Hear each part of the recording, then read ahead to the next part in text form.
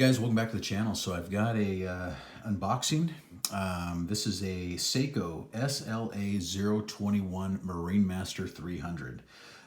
Picked one up for the collection. I could not pass it up. Got a great deal on it. I'm going to show you, I'm going to unbox it here. Even though I've already unboxed it, this is what the packaging looks like. Nothing special at all, okay? And that's kind of, you know, if you're expecting to, when you buy a higher end Seiko, to get, you know, more packaging or nicer boxes and all that, you're not going to get it. Even, I mean, you'd have to buy a grand Seiko, to be honest.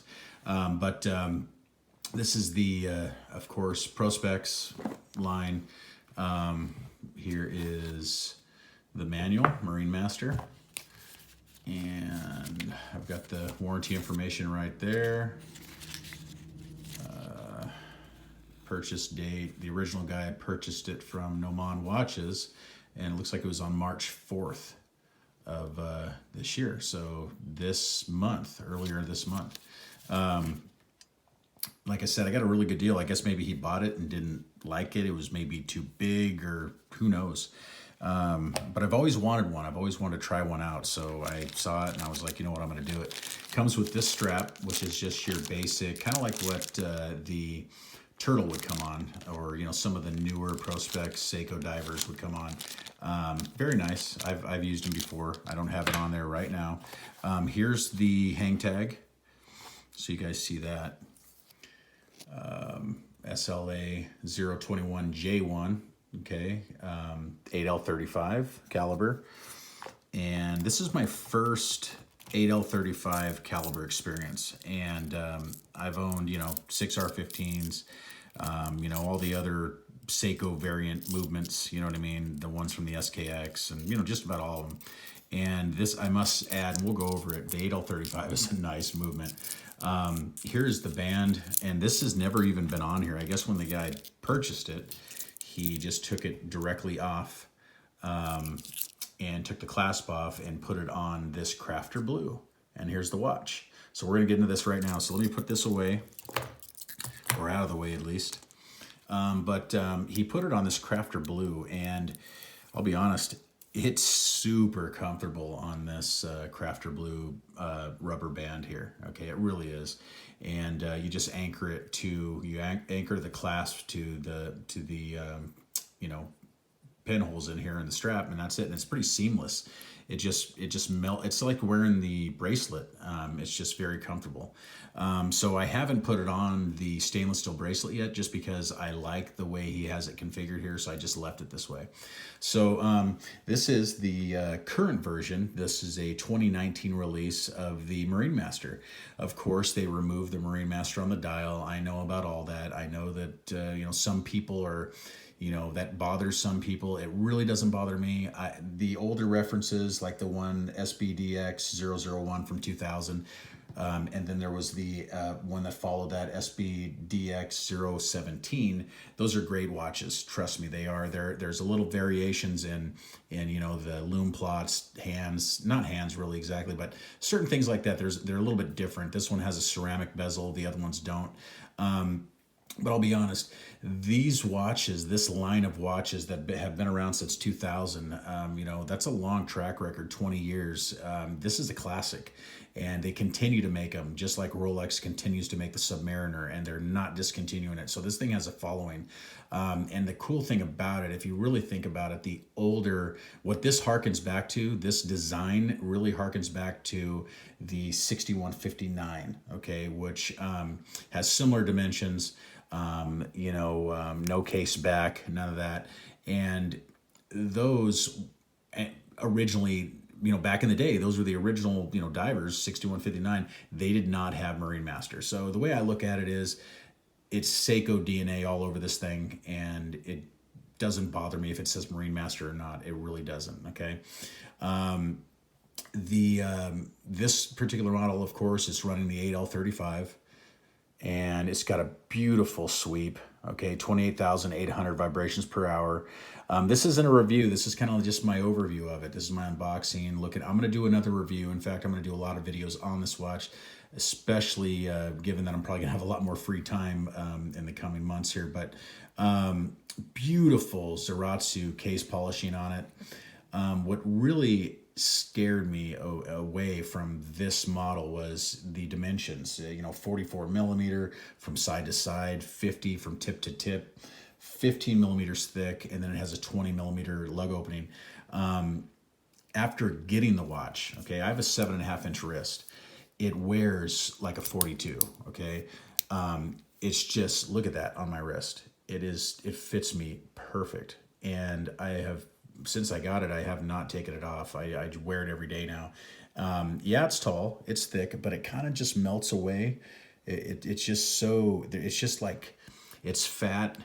The way the lugs are designed, it hugs the wrist. Okay, you see that? It just completely hugs the wrist. I love those drilled lugs too. But you can wear this. If you have a smaller wrist than mine, I have, like I said, 7.5-inch wrist, you can wear this. I've seen videos with guys with 6.5-inch wrists and they're wearing this watch. So it's a contender. This is a great watch for just about anybody. The lume is extraordinary, just like any Seiko, but this is like the best. This is pretty much Grand Seiko. I've owned a Grand Seiko before, so I can say this, but this is pretty much Grand Seiko quality with a Seiko badge. This is like your entry level into the high-end Seiko, high-end Grand Seiko. The Zaratsu polishing. Let me wipe some of these smudges off. It is pretty much like a mirror finish. Look at that. Just the way they do this, it's a mirror finish. Just completely amazing how well they finish the case. You have that rib in the center that's brushed and then polished up on top and the bottom. You can see that case back, 8L35. You got the Tsunami, Seiko Tsunami there. Just beautifully done. I mean, and this thing is like brand new. There's no marks on it whatsoever. It's except for my smudges. It's kind of a smudge magnet because it's so highly polished, but just beautiful. 120 click bezel. At first I was kind of like, man, is it lining up? Is it not lining up? Because it's a Seiko, I'm kind of worried about that, but it does line up. So it's good enough for me. I'm not gonna complain about it. It's a Seiko. Seiko does things different than Swiss. Is it every bit as good as some Swiss watches? No. And then there's other Swiss watches that don't hold a candle to it. I'm a Seiko fan. I'm becoming a Seikoholic. I love Seiko. I've owned many Seikos in the past, and this has really just entered me into this whole new realm of wanting to look into all the older Seikos, and just because it has so much of that older Seiko DNA. The movement has been very accurate. They do adjust these things. I've read all over where it's an unadjusted version of like a Grand Seiko movement, the 8L35, but this is adjusted. I've had it in different positions. I've worn it in it, and it's like 2 seconds a day fast. So this is just as accurate, if not accurate, than any other, if not more accurate than any other Swiss brand that I've had. I mean, my Omega Seamaster that I have is very accurate. The Rolexes I've had in the past are very accurate. This movement is running the same way, okay? Just a really good movement. It's a solid unit, or solid movement. This is completely in-house by Seiko. Everything about this watch is in-house. They make the oils, they make everything. So if you're a in-house snob guy, this is gonna fit what you want as well. But look at the polishing, look at the size of that bezel. I like that it's this big, I really do. It's a thick watch, but most of it is that bezel, if you really look at it. And I've had, the Tudor Pelagos, where you have a real thick case and thinner bezel. This is actually more proportioned in my opinion. Not that I'm knocking the Tudors. I love Tudors, trust me. But I can't own all the watches, and I'll probably pick up a Tudor again in the future. This thing in here, this thing is amazing. It's a keeper for me. And this system here is actually pretty cool. I thought it would be kind of hokey, just the looks of it and everything, but it works very well. It's solid, very nice on the wrist. See, let's say you want to just do that. Push up on the clasp there, and it'll adjust, wherever you want it, and then just pull it back in. It's that easy. So it's on the fly. So anyway, beautiful watch. I love it. I know this is a long video. I'm going to do much more. I'm going to do a real good review on this. But this is just a great watch. The Zaratsu polishing, the movement, the sizing, everything about it is just perfect. All right. So thanks for watching, guys. Please like and subscribe, and then I will check you guys out later. You know what? I'm going to do a lume shot. Let me just do that. This is actually like it's turning into a review, but let's do a lume shot before I close, because you guys have to see this, even though this is kind of like just my first look. Look at this. Oh, man. Turn the lights out. Look at that lume. It's a torch. So it is a ceramic bezel on this, and it is lumed all the way up to the 20. But evenly applied, just screen. This watch has better lume than my Seamaster 2254, and that's a hard watch to beat because that thing's a torch. This is better than the Tudor Pelagos that I had. So, I mean, this is just great lume. Beautiful lume. Anyway, guys, thanks for watching. Please like and subscribe, and I'll see you again shortly. Thank you. Bye-bye.